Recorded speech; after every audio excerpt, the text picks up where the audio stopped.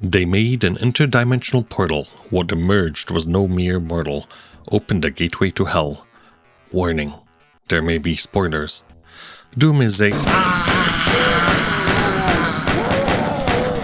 Doom is a...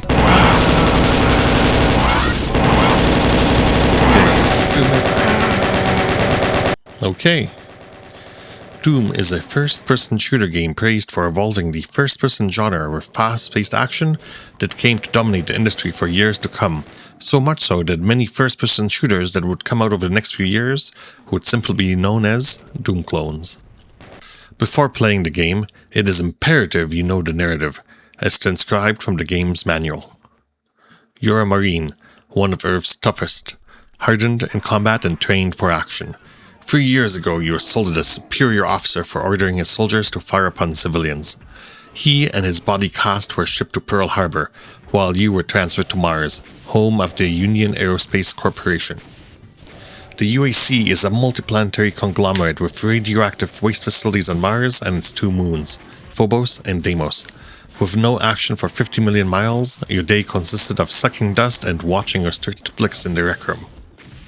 For the last 4 years, the military, UAC's biggest supplier, has used their remote facilities on Phobos and Deimos to conduct various secret projects, including research on interdimensional space travel.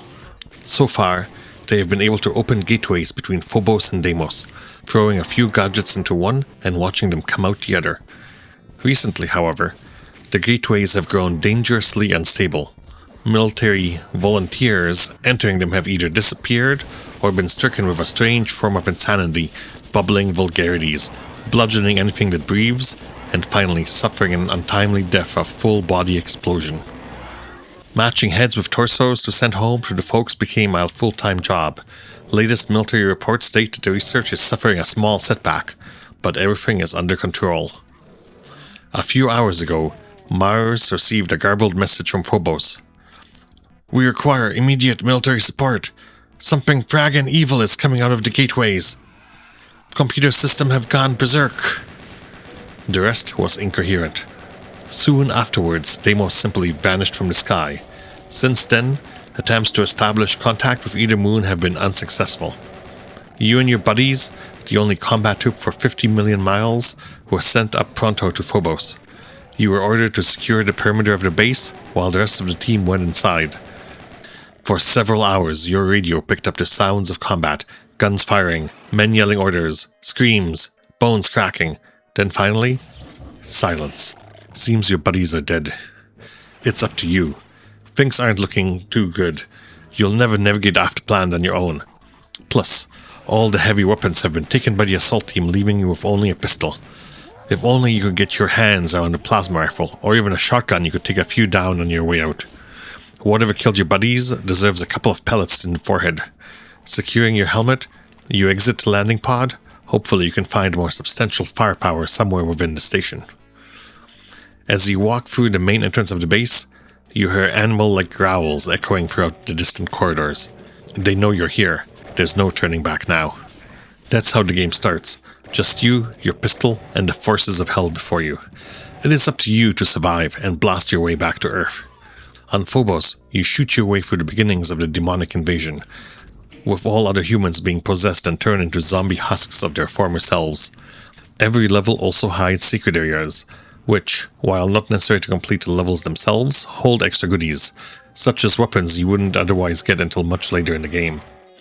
Just in the first 2 missions, you can find many different ways to get into these secret areas, from pushing a timed button, lowering a wall for a few seconds before closing it up, stepping over a hidden trigger that moves something somewhere else in their level, running around against the wall, tapping spacebar frantically hoping a section of the wall triggers, and even shooting a not-so-suspicious wall panel that opens upon being blasted. Many secrets can be uncovered by paying attention to the map, but there are others where careful exploration will be needed.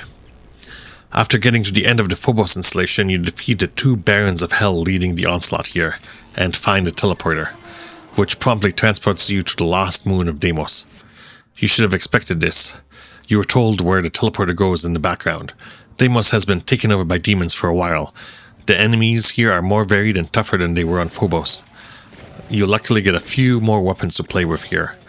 Fighting your way to the edge of the moon, you defeat the cyber demon overlord of Deimos, interrupting the construction of a new Tower of Babel. Leaving destruction in your wake, you decide to rappel down off the moon, only to find it is floating over Hell. Since you're already in Hell, you decide to find out who is behind the invasion of Hell's forces spilling out into our solar system. You fight your way to Hell's capital, the city of Dis. There, you confront Krang's second cousin, the mastermind behind the demonic invasion, the Spider Mastermind. After destroying the mechanical abomination, Hell gets fed up with you and teleports you back to Earth. And just as you begin to calm down, seeing the green pastures of home, you hear screams in the distance. Weapons. What arsenal do you have available to fight off the forces of Hell? If you're all out of options, you can always fall back on your fist. It doesn't run out of ammo, but you're going to have trouble getting through Hell by getting into a slap fight with every demon you meet. If you're lucky, you have found a chainsaw. Likewise, never running out of ammo, but attacking 4 times faster and usually stunning whatever demons you are kebabbing. You do, however, start the game with your standard issue pistol. Single shot, weak damage. There is a danger of dying to old age when used against harder enemies. The shotgun is going to be your general all-purpose weapon, firing 7 pellets that spread out over a long range. It is capable of dishing out damage surprisingly fast, and will be your go-to for most of the levels. The chain gun uses the same ammo as the pistol, but has a rapid rate of fire and allows you to just hold the trigger down as you run. Can go through ammo surprisingly fast. The rocket launcher fires rockets. These do direct damage when striking a demon, as well as exploding on impact, doing additional damage to all targets in a blast radius. Good for taking out groups and individual tough enemies. The plasma rifle, really high rate of fire coupled with decent damage per shot, allows for some crazy DPS from the plasma stream. Unfortunately, you can go from full ammo to empty just as fast. The BFG 9000, an experimental weapon capable of killing most enemies in a single shot. Each shot is also followed by an area scatter shot which damages more enemies around the target. Uses the same ammunition as the plasma rifle. Enemies. A shooter just wouldn't be a shooter without something to shoot. Weakest of these are your former soldier buddies. They've been possessed and are now out for your blood. Armed with a single shot rifle and lacking health, they are an okay source of pistol and chain gun ammo. Next are the former human surgeons. Armed with a shotgun that can drop half your health in a shot if you're unlucky, while easy to kill they are much more dangerous. You do get to keep their shotgun if they die. The Imp, probably the most common enemy in the game. These spiky Wookiees shoot fireballs at you from a distance and claw you from up close. The one weakness of their fireballs is you slightly stepping to the side as they fly towards you. The Demon, affectionately known as Pinky, often found in groups, they have no range attacks, instead prefer to run at you and gnaw at your legs like a pack of angry chihuahuas. The Spectre, an invisible Pinky made of dead pixels. Behaves the same as a Pinky but is difficult to see, especially in low light scenarios. The Lost Soul, a flaming flying horned skull which yells and charges at you, headbutting the life out of you. On death, the body explodes, leaving no corpse behind. The Cacodemon is a slow floating bag of hit points which spits out slow moving fireballs at you similar to the Imp. Their ability to float and fire at you from quite high up can make them difficult to spot sometimes, especially since our Doom guy's debilitating neck injury means we cannot look up. Baron of Hell, one of 2 twin enemies who are the bosses of Phobos. In true Doom fashion become common enemies later on. They are tough, able to absorb a lot of damage, pretty fast on their feet, and fling fast-moving green plasma bolts at you to boot. The Cyber Demon.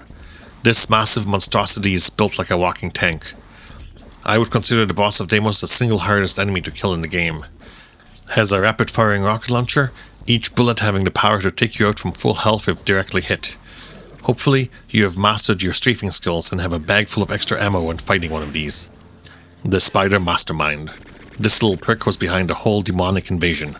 While not being as tough as the Cyber Demon, his weapon of choice is the chain gun. Since it is a hit-scan weapon, there is no dodging this one. You will need to get behind cover when it's being fired or be mowed down. Luckily, the Mastermind's large body makes him easy to hit even from a distance. I have painstakingly compiled the 3 most dangerous things to you as a player in Doom. Number 3 is the Berserk Pack. While this pack heals you and multiplies your fist power by 10, you're still a long way away from being able to kill most enemies with a single fist, but the pack will make you think going around fisting demons is a good idea. With the exception of pinkies, which are surprisingly susceptible to this tactic, charging at other types of demons is most likely going to lose you more health than the pack healed. Number 2 is the old shotgun guy. While easy to kill, these guys hide in so many nooks and crannies, ready at a split second's notice to 180 no-scope hits get half your health away, just because you had the audacity to turn around a corner. I am positive I've lost more blood to these enemies than most of the other baddies combined. And the number 1 most dangerous thing to Doom Guy is the rocket launcher. It may be good at taking out groups of enemies from a distance, or large demons even, but you should never run around with it unless you know what is around the corner. The blast radius is just as likely to take you out, whether an enemy is too close or decided not to aim up at an elevated enemy, and I swear I've seen some janky hitboxes where the rocket just explodes in my face when I'm clear of any terrain geometry. It's a great weapon, but rampant misuse could make it your worst enemy. And that's Doom, a masterfully designed episode 1, artfully introducing players to the FPS genre, letting you run around guns blasting or take it slow, check your corners and make sure you leave nothing alive. Do some hit or miss levels in episodes 2 and 3. All in all, Doom is a pretty exciting ride. I give Doom a solid left for one Marine to quell. He became demons' worst nightmare, leaving them without even a prayer. Right. There's supposed to be a Doom 2 review here too. My boy Keen, what have they done to ya? Doom 2 is much like Doom 1 except the level design and monster placement, I assume, were handed over to a 12-year-old. You now have a double-barrel shotgun to use, perfect if you don't like to aim and always hated finishing fights with extra ammo. There's almost double the monster variety, former commandos who act like stationary chain gun emplacements which will peg you from half the level away, Hell Knights, your budget barons of hell with half the health and a lighter tan, Revenants who sometimes fire homing missiles, confusing you as to why your infallible sidestep didn't work, Mancubus firing giant fireballs at you, Arachnotron, the baby spider masterminds. They also fire dodgeable plasma bullets instead of having a hit scan chain gun. The Pain Elemental is large, cute, and cuddly. He doesn't attack.